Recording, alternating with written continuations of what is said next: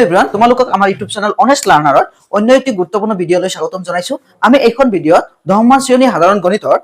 অনুশীলনী 5.2 ৰ 12 নম্বৰ প্ৰশ্নৰ পৰা আৰম্ভ কৰিম। 12 নম্বৰ প্ৰশ্নটো হ'ল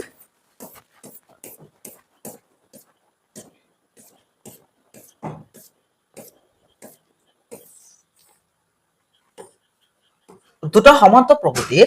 সাধাৰণ অন্তৰ একে, ইহঁতৰ 100তম পদ দুটাৰ পাৰ্থক্য 100, সিহঁতৰ 1000তম পদ দুটা পাৰ্থক্য কিমান? আমাক কৈছে দুটা সমান্তৰাল প্ৰগতি আমাক দিয়া আছে যে প্ৰগতি দুটাৰ সাধাৰণ অন্তৰ একে আৰু ইহঁতৰ 100তম পদ দুটা পাৰ্থক্য কিমান? 100। মানে যদি প্ৰগতি দুটা এ সিৰিজৰ দ্বাৰা আৰু বি সিৰিজত, তেতিয়া হলে এ 100 আৰু বি 100ৰ মাজৰ পাৰ্থক্য কিমান? 100। আমাৰ এ 1000 বি 1000ৰ পাৰ্থক্য উলিয়াব লাগে। এতিয়া আমি কেনেকৈ উলিয়াম চোৱা। লেট প্ৰথম প্ৰগতিৰ প্ৰথম পদ এ আৰু সাধাৰণ অন্তৰ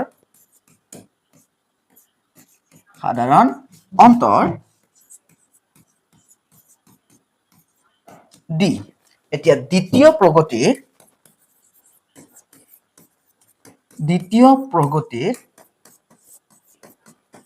প্ৰথম পদ, যদি আমি বি প্ৰগতি ধৰো তেতিয়াহলে প্ৰথম পদ কি হ'ব? বি আৰু সাধাৰণ অন্তৰ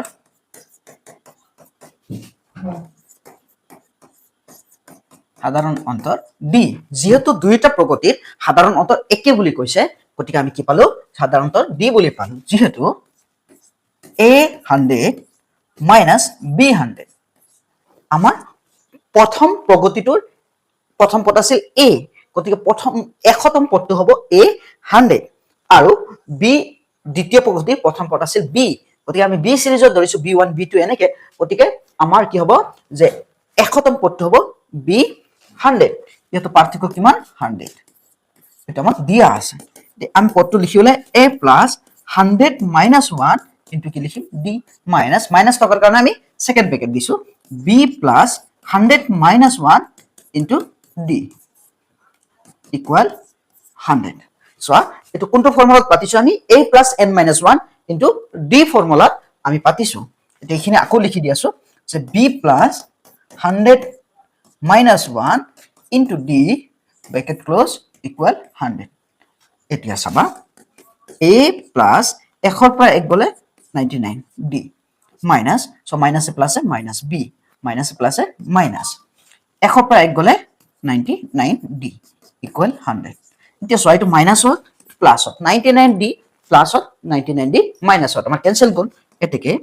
a মাইনাছ b আমি কিমান পালো? 100। ইকুৱেশ্যন 1 হিচাপে আমি ৰাখিলো। আকৌ আমাৰ ওলাব লাগে a 1000 মাইনাছ b 1000, 1000তম পদৰ পাৰ্থক্য। গতিকে আমি ইয়াতে লিখিম a plus 1000 minus 1 into d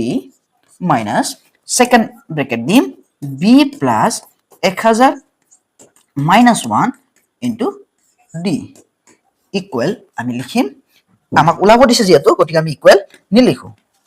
ইকুৱেলটো মই মুছি দিম। এতিয়া a প্লাছ 1000ৰ পৰা 1 গলে 999 d মাইনাছ মাইনাছে প্লাছে মাইনাছ b মাইনাছে প্লাছে মাইনাছ 1000ৰ পৰা 1 গলে 999 d। এতিয়া এটো প্লাছত আছে 999 d মাইনাছত আছে, কেনসেল যাব। আমাৰ থাকিব a মাইনাছ, আমি ইমপ্লাইজ দিব নোৱাৰো, ইকুৱেলে দিম, কাৰণ যেহেতু মাজত আৰু ইকুৱেল নাই। গতিকে চোৱা, a মাইনাছ b আমাৰ থাকি গ'ল। আমি ইকুৱেশ্যন 1ত পাইছো a মাইনাছ b মানে 100। কৰ পৰা পাইছো? ইকুৱেশ্যন 1ৰ পৰা আমি কি পাইছো যে a মাইনাছ b 100। এতেকে আমাৰ a 1000 মাইনাছ b 1000 মানে 1000তম পদৰ পাৰ্থক্য, 1000তম পদৰ পাৰ্থক্য আকৌ লিখি আছো a 1000 মাইনাছ b 1000 কিমান হ'ব? আমাৰ 100। 100তম পদৰ পাৰ্থক্য 100 আৰু 1000তম পদৰ পাৰ্থক্য 100 গতিকে আমি পৰৱৰ্তী প্ৰশ্নলৈ যাম 13 নম্বৰ প্ৰশ্নটো চাবা কিমানটা 3 অংকযুক্ত সংখ্যা হাতেৰে বিভাজ্য 3 অংকযুক্ত সংখ্যা আমি একেবাৰে সৰু 3 অংকযুক্ত সংখ্যাৰ পৰা আৰম্ভ কৰিম 3 অংকযুক্ত সংখ্যা চাবা 1000 হলে 4টা অংকযুক্ত হৈ যাব গতিকে 3টা অংকযুক্ত হবলৈ হলে আমাৰ 3টা অংক থাকিব লাগিব এটা 1 আছে তাৰ পিছত আমাৰ কি আছে শূন্য দুটা 3টা অংকযুক্ত তে কিমানটা 3 অংকযুক্ত সংখ্যা হাতেৰে বিভাজ্য আৰু অন্তিম সংখ্যাটো হল আমাৰ 999 999 আমি এতিয়া চোৱা আৰম্ভণি সংখ্যাটো চাম ইয়াতে 7 যায় নে নাই চোৱা 7 100 কেইবাৰ যায় 7 100 যায় আমাৰ চোৱা 7 একবাৰ গলে থাকিল আমাৰ 3 এতিয়া 30 তো 7 না যায় বঢ়াই দিয়া যেটো আৰম্ভণি সংখ্যা বঢ়াই দিম আমি 1 দিলে কিমান 31 2 দিলে 32 3 দিলে 33 4 দিলে 34 5 যদি দিও এটা আমি যদি 5 বনাই দিও তা 35 কেইবাৰ যায় 5 বাৰ তাৰ মানে আমাৰ এটা হ'ব 105 নিশ্চয় বুজি পাইছা আকৌ গৈ আছো যে আমাৰ 3 অংকযুক্ত আটাইতকৈ সৰু সংখ্যা হ'ল 100 কিন্তু 7 100 না যায় ক'ত যায় 105 যায় এবাৰ যায় 15 বাৰ গতিকে আৰম্ভণি সংখ্যাটো হ'ব আমাৰ 115 আৰু 105 115 নহয় 105 অন্তিম সংখ্যাটো চাও 7 999 একেবাৰে আমাৰ ডাঙৰ সংখ্যাটো হ'ল 3 অংকযুক্ত 999 7 999 যায় না তাতকৈ সৰু সংখ্যা যায় আমি চাম 7 9 কেইবাৰ একবাৰ থাকিল কিমান 2 29 7 29 কেইবাৰ 4 7 গল 28 এক থাকিল 19 7 তো 19 না যাব গতিকে 7 যাব কমাই আনা 18 তো না যাব 17 তো না যাব 16 তো না যাব 15 তো না যাব 14 যাব গতিকে এটো হ'ব 4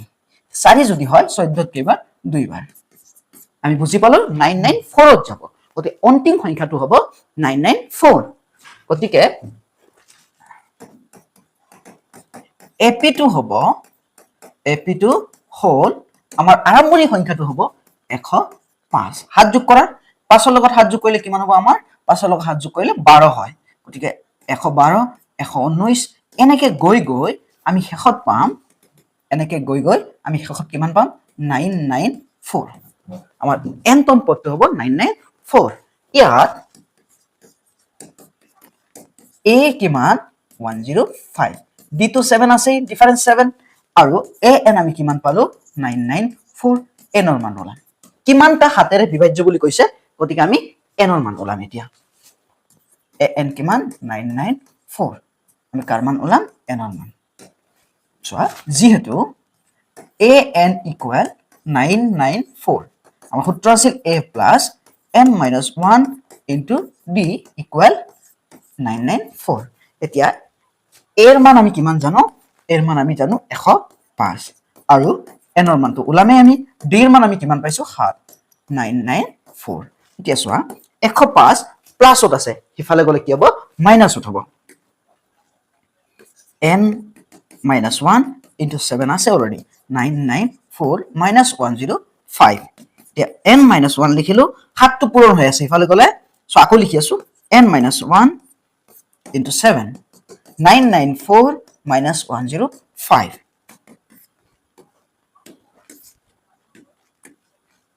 n minus 1 equal 7 টো পূৰণ হৈ আছে ইফালে আহিলে হৰণ এতিয়া 4 পৰা তো 5 না যায় আমি কি কৰিম এক ধাৰ কৰিম 14 পৰা 5 গলে কিমান থাকিব 9 ইয়াতে আছিল 8 শূন্য গলে 8 9 ৰ পৰা 1 গলে 8 গতে 889 এতিয়া আমি চাম সোৱা 1 টো মাইনাসত আছে ইফালে গলে প্লাস আমি কি কৰি দিম 889 ক হাতেৰে হৰণ কৰিম সো 7 8 ত কেইবাৰ একবাৰ 7 8 ত কেইবাৰ একবাৰ থাকিব 7 18 18 ত কেইবাৰ দুইবাৰ 18 ত কেইবাৰ যাব দুইবাৰ 14 থাকিব 4 9 নমাই আনা 9 নমাই আনলে 49 ত 7 বাৰ 7 গুণ 49 শূন্য গতিকে আমি কিমান পাম সোৱা 127 মানে 7 889 ত 127 বাৰ যায় মাইনাসত আছিল ইফালে গলে প্লাস এতেকে n ইকুৱেল 128 গতিকে 10 আৰু 250 ৰ মাজত 4 গুণিতক কিমানটা আছে 10 আৰু 250 ৰ মাজত 4 গুণিতক কিমানটা আছে সো 4 গুণিতক মানে যিবোৰ সংখ্যা 4 হৰণ যায় এতিয়া সোৱা 10 10 তো 4 না যায় কত যায় 12 যায় 12 কেবাৰ 3 বাৰ গতিকে আমি আৰম্ভণি সংখ্যাটো পালো 12 250 যায় না নাই আমি চাম যেহেতু অন্তিম সংখ্যা 250 যদি না যায় কমাব লাগিব যেনেকৈ অলপ আগত আমি কৰিলো যে যদি 999 ত যোৱা নাই তেতিয়া আমি কি কৰিছো কমাইছো কিন্তু 100 যদি যোৱা নাই আমি বঢ়াইছো তেনেকৈ চোৱা 4 25 ত কেইবাৰ 6 বাৰ 24 থাকিল কিমান থাকিল 1 10 তো 4 না যায় গতিকে কমাব লাগিব এটো দিব লাগিব 4 এটো দিব লাগিব 9 249 হৈ গল 249 হলে এটো হৈ যাব 9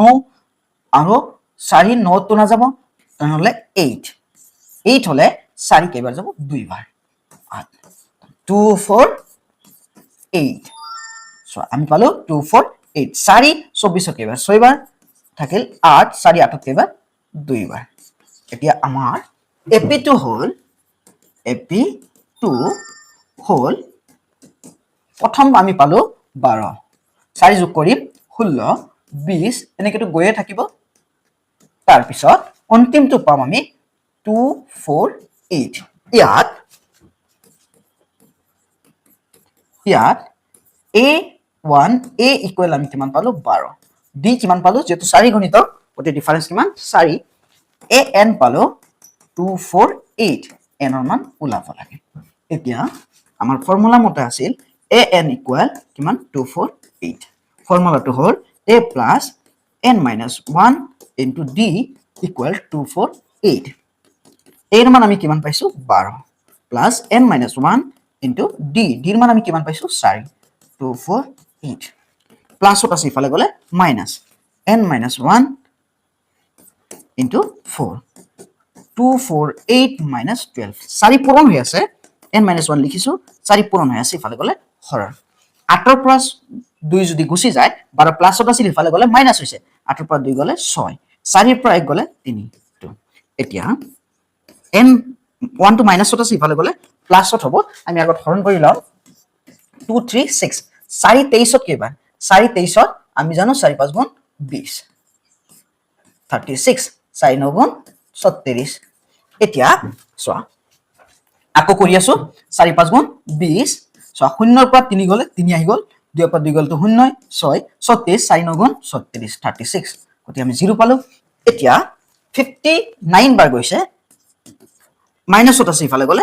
প্লাস 1 to প্লাস হৈ যাব গতিকে n ৰ মান আমি কিমান পাম 60 এটাকে আমি লিখিম যে 60 এটাকে আমি লিখিম কি লিখিম যে 10 আৰু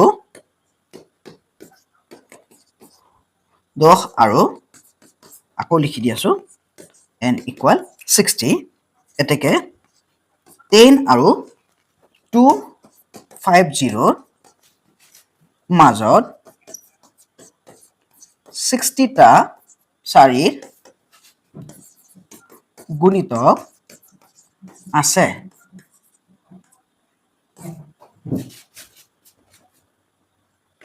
এটো 10 হ'ব নিশ্চয় বুজি পাইছা আমি পৰৱৰ্তী প্ৰশ্নলৈ আগবাঢ়িম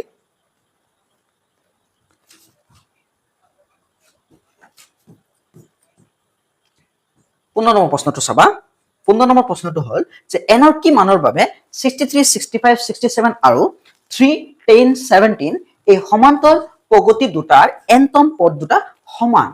এতিয়া চোৱা আমাক দুটা প্ৰগতি দিছে ইয়াৰ দুয়োটাৰে n তম পদ সমান বুলি কৈছে n ৰ মান ওলাব লাগে এতিয়া ইয়াত প্ৰথম প্ৰগতিৰ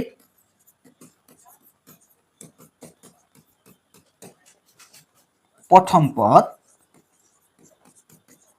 পদ a কিমান 63 সাধাৰণ অন্তৰ d1 ধৰিছো আমি d1 দ্বিতীয় পদ হল 65 65 ৰ পৰা 63 মাইনাস কৰিম 65 প্ৰথম পদ 63 কিমান থাকিব 2 এতিয়া দ্বিতীয় প্ৰগতিৰ ক্ষেত্ৰত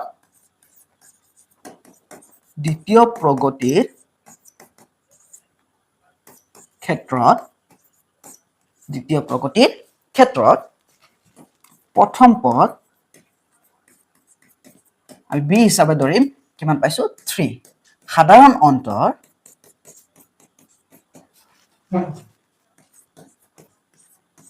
সাধাৰণ অন্তৰ d2 আমি কিমান পাম দ্বিতীয় পদ আছে 10 মাইনাস প্ৰথম পদ 3 কৰিম এতিয়া 10 ৰ পৰা 3 গুছি গলে আমাৰ কিমান থাকিব 7 আমাৰ যেহেতু nতম পদ সমান বুলি কৈছে যেহেতু an equal bn n ওলাব লাগে a plus n minus 1 into d1 equal প্ৰথম ক্ষেত্ৰত আমি d1 ধৰিছো আৰু b plus n minus 1 into d2 এতিয়া এর মান আমি কিমান পাইছো এর মান আমি পাইছো 63 plus n minus 1 into d1 d1 মান কিমান পাইছো 2 আৰু b এর মান আমি কিমান পাইছো 3 plus n minus 1 into d2 d2 এর মান কিমান পাইছো 7 এতিয়া সোয়া 63 plus 2 into n twice n 2 into 1 2 minus 2 আছে এতিয়া 3 7 into n 7n 1 into 7 কিমান হ'ব 7 minus 2 লগত আছে এতিয়া 63 পৰা 2 গুছি গলে সোয়া কিমান থাকিব 61 plus 2n equal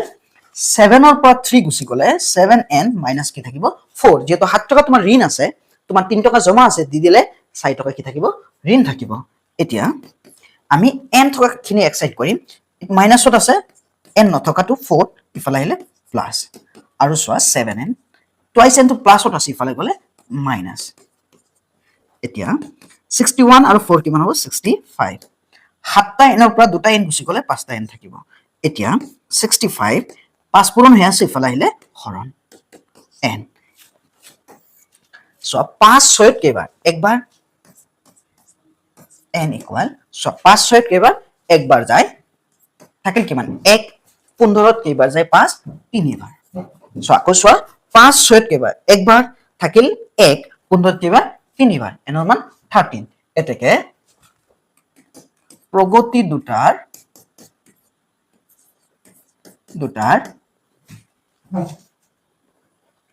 ইমানতম পদ 13তম পদ দুটা সমান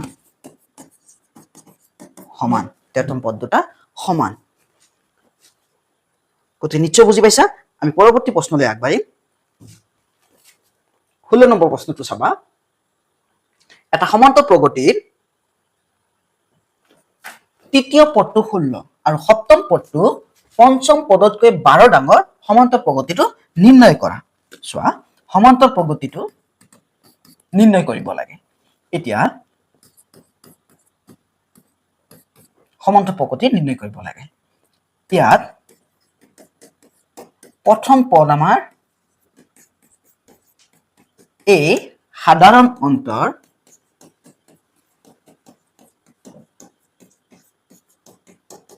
d আমাক কৈছে তৃতীয় পদটো কিমান কৈছে সোয়া a3 equal 16 তৃতীয় পদটো 16 বুলি কৈছে আমাক এতিয়া আমি এইখিনি আগত সমাধান কৰিম a plus n minus 1 আছিল তৃতীয় পদ হোৱাৰ কাৰণে n ৰ মান 3 d 16 এতিয়া সোয়া a plus 3 ৰ পৰা গলে কিমান 2 d 16 এর মান আমি উলাই লম প্লাসত আছে ইফালে গলে minus 2d a equal 16 minus 2d পালো আমি এটো দিম ইকুয়েশন 1 আকৌ চাবা আকৌ কি আছে যে আমাৰ সপ্তম পদটো যেটো a7 আছে a7 পদ সপ্তম পদটো পঞ্চম পদতকৈ a5 তকৈ 12 ডাঙৰ কিমান ডাঙৰ কৈছে 12 ডাঙৰ বুলি কৈছে গতিকে আমি কি কৰিম a plus 7 minus 1 n মান 7 যেহেতু d a plus 5 minus 1 into d plus 12 এতিয়া সোয়া এর মান আমি কিমান পাইছো ইকুয়েশন 1 ত 16 minus 2d আমি পাতি দিছো প্লাস 7 ৰ পৰা গলে 6 6d ইকুয়াল এর মান আমি কিমান পাইছো 16 minus 2d পাতি দিলো এতিয়া আমি কি কৰিম 5 ৰ পৰা গলে 4 থাকিব 4d plus 12 আমি কৰ পৰা পাইছো ইকুয়েশন 1 ৰ পৰা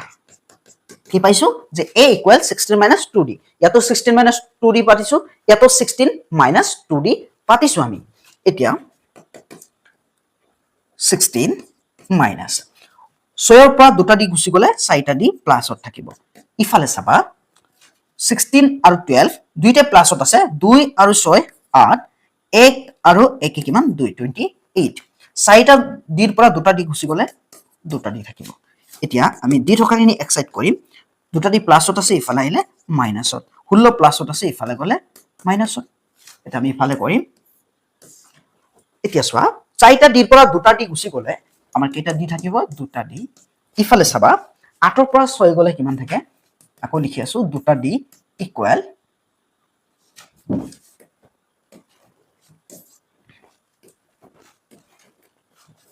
দুটা দি ইকুৱেল 8 ৰ পৰা 6 গলে কিমান থাকে 2 আৰু ইফালে 2 ৰ পৰা 1 গলে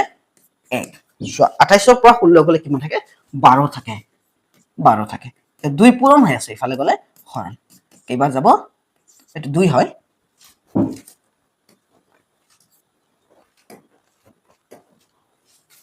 দুই কেইবাৰ যাব 6 বাৰ এটা ডিৰ মান আমি পালো 6 আমাৰ যেটো প্ৰগতিটো ওলাব লাগে গতি এৰ মান আৰু ডিৰ মান আমি ওলাই কিনে প্ৰগতিটো লিখি দিম এটা এৰ মান ওলাবলৈ হলে ইকুৱেশ্যন 1 আমি এমপ্লয়জ কৰিব লাগিব বা ইকুৱেশ্যন 1 ৰ পৰা পাও a ইকুৱেল আমাৰ কিমান আছিল 16 - 2d 16 - 2 into 6 2 6 গুণ 12 এতিয়া 16 ৰ পৰা 12 গুছি গলে আমাৰ কিমান থাকিব 4 আমি এৰ মান কিমান পালো 4 ডিৰ মান কিমান পালো 6 এতেকে প্ৰগতিটো হ'ব ap2 হোল সো প্ৰথম পদ আমাৰ কিমান হ'ব 4 তাৰ পিছত ap2 হোল প্ৰথম পদ 4 তাৰ পিছত আমি পাম 6 যোগ কৰি যাম 10 তাৰ পিছত 6 যোগ কৰিলে 16 এনেকে আমি আৰু যদি 6 যোগ কৰো কিমান পাম 22 আৰু 6 যোগ কৰিলে 28 এনেকে আমি পাই থাকিম সচন ডিফাৰেন্স 6 হয় না সবৰে 22 28 এনেকে পাই থাকিম চোৱা 10 ৰ পৰা 4 গলে 6 16 ৰ পৰা 10 গলে 6 22 ৰ পৰা